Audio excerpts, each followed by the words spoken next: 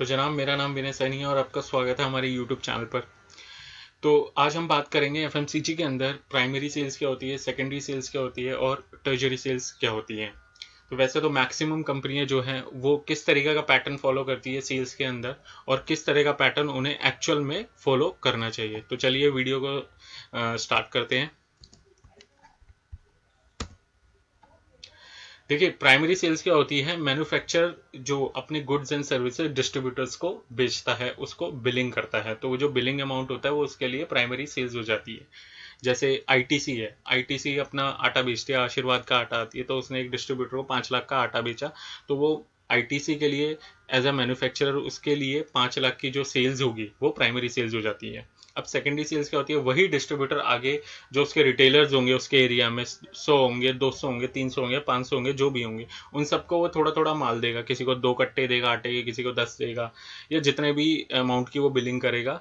वो secondary cells होती है कंपनी के लिए, मैन्युफैक्चर के लिए वो एक तरीके से सेकेंडरी सेल्स हो जाती है, क्योंकि यहाँ पे डिस्ट्रीब्यूटर बीच में इन्वॉल्व हो गया और रिटेलर्स को माल दे रहा है।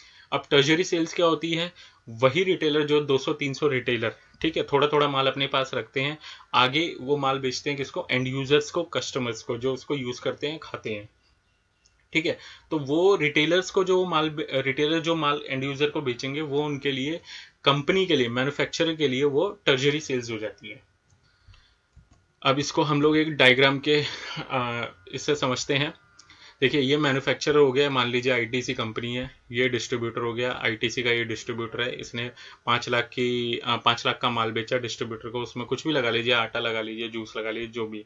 तो ये प्राइमरी सेल्स हो गई मैन्युफैक्चरर के लिए, आईटीसी कंपनी के लिए। अब ये डिस्ट्रीब्यूटर आगे अपना मार्जिन रख के, मान लो 5 लाख का सामान उसने लिया और 5,50,000 का रिटेलर्स को बेच दिया। अब जो उसके अंडर में जो भी 200-300 रिटेलर्स है सबको थोड़ा थोड़ा करके बेच दिया। ठीक है, 50,000 हो गया उसका मार्जिन, उसकी कमाई, प्रॉफिट। ठीक है, तो वो जो ये सेल हुई उसे हम सेकेंडरी सेल्स कहते हैं। जो कंपनी मैन्युफैक्चरर उसको कहेगी, उसको बोलेगी सेकेंडरी सेल्स। अब वो जो बहुत सारे रिटेलर्स हैं वो अपनी दुकान पे थोड़ा थोड़ा माल रखते हैं और वो आगे एंड यूजर कस्टमर्स को बेचते हैं। तो वो जो रिटेलर जो माल एंड यूजर को बेचेगा, वो कंपनी जो वो सेल करता है वो कंपनी के लिए हो जाती है टर्जरी सेल्स। देखिए, रिटेलर के लिए तो सेल्स हो गई, नॉर्मल सेल हो गई, बट कंपनी के लिए वो बन जाती है टर्जरी सेल्स। ठीक है, अब देखिए मैक्सिमम कंपनियां क्या करती हैं, वो है ना, इसको इस डायरेक्शन में चलाती है जो साइकिल होती है। देखिए, माल तो इसी तरीके से आएगा, जो साइकिल चलेगी वो मैन्युफैक्चर से डिस्ट्रीब्यूटर को आएगा, डिस्ट्रीब्यूटर से रिटेलर को आएगा, फिर एंड यूजर के पास जाएगा। तो साइकिल यही होती है। बट सेल्स में भी है ना, मैक्सिमम कंपनी है ना इसी तरीके से साइकिल चलाती है। पहले प्राइमरी सेल्स पे ही फोकस करती है। क्यों? क्योंकि उनको अपने टारगेट पूरे करने होते हैं, इंसेंटिव लेने होते हैं। और ये बातें तो छोड़ो यार, बहुत सी कंपनियों में मैंने देखा है, सेल्स की नौकरियों में उन्हें अपनी जॉब बचानी होती है। वो उल्टा सीधा फिर क्या करता है एम्प्लॉय? उल्टी सीधी हरकतें शुरू कर देता है, माल ठोकना चालू कर देता है। क्यों? क्योंकि भाई उसे जॉब बचानी है, अपने बॉस को जवाब देना है, कंपनी को जवाब देना है, एएसएम को जवाब देना है। तो वो क्या करेगा? माल ठोकना चालू करेगा। और माल ठोकना जब वो चालू करता है ना दुकानदार में, तो मट्टी किसकी पलीत होती है? इसकी, डिस्ट्रीब्यूटर की।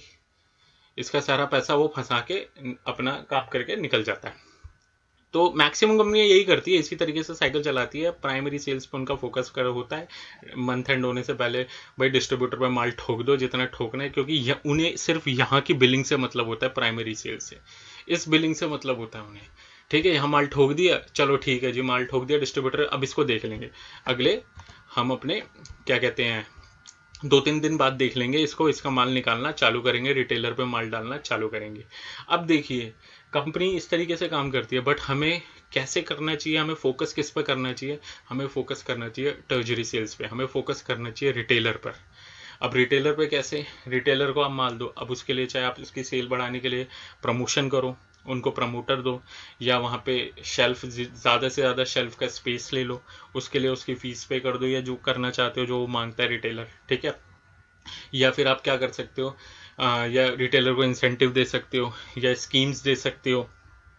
ठीक है, तो सेल बढ़ाने के लिए जो भी आप कर सकते हो, कस्टमर का फीडबैक ले सकते हो, वहाँ पे एक्टिविटी करा सकते हो, इवेंट करा सकते हो, उसको क्या कहते हैं, कस्टमर को टेस्ट करा कि इसमें क्या कमी है, क्या होना चाहिए, अपनी प्रोडक्ट में चेंजेस कर सकते हो उसी उसी तरीके से उसका फीडबैक लेके। तो हमें टर्जरी सेल्स पे फोकस करना चाहिए, और टर्जरी सेल्स इसी तरीके से ही इंप्रूव होती है। जिस दिन ये इंप्रूव होने लग गई ना, रिटेलर में माल खत्म होगा। रिटेलर डिस्ट्रीब्यूटर को बोलेगा कि माल भेज भाई, फिर डिस्ट्रीब्यूटर क्या है ज़्यादा से ज़्यादा माल उसको भेजेगा, डिस्ट्रीब्यूटर पर माल खरीदेगा तो वो अपने आप भाग के मैन्युफैक्चरर से माल मांगेगा और ज़्यादा से ज़्यादा माल खरीदेगा, तो इनकी प्राइमरी सेल्स अपने आप ही बढ़ जाएगी। तो ये साइकिल जो है ना वो रिवर्स गियर में चलनी चाहिए, वो इसकी हमें रिवर्स इंजीनियरिंग करनी चाहिए, क्योंकि अगर यहाँ फोकस करेंगे तो ये पूरी साइकिल है ना सही ढंग से चलेगी। माल तो आएगा, माल तो इसी डायरेक्शन में आएगा, बट सेल्स, अगर मैं सेल्स की बात करूँ तो हमें यहाँ फोकस करना चाहिए, जो कि कंपनियाँ नहीं करती हैं।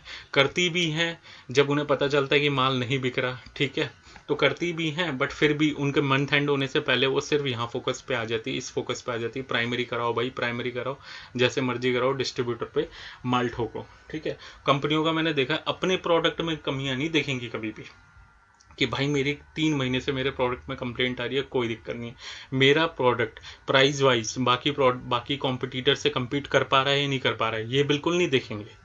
उसके अंदर क्वालिटी की क्या दिक्कत है ये बिल्कुल नहीं देखेंगे, कस्टमर सर्विस की क्या दिक्कत है ये बिल्कुल नहीं देखेंगे, डिस्ट्रीब्यूटर खुश है या नहीं है ये बिल्कुल नहीं देखेंगे, एंड यूजर का क्या फीडबैक है ये बिल्कुल नहीं देखेंगे।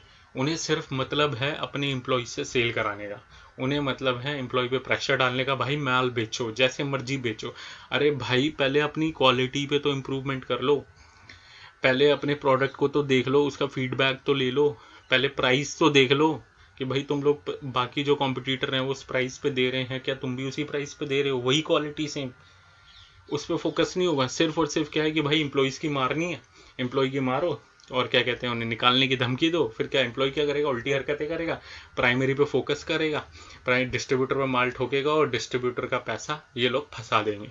तो मैक्सिमम कंपनियां यही करनी चाहिए। एट दी एंड मैं आपको यही कहूँगा, मैक्सिमम कंपनियां यही करती है, मैंने बोला यही करना चाहिए, सॉरी, मैक्सिमम कंपनियां यही करती हैं।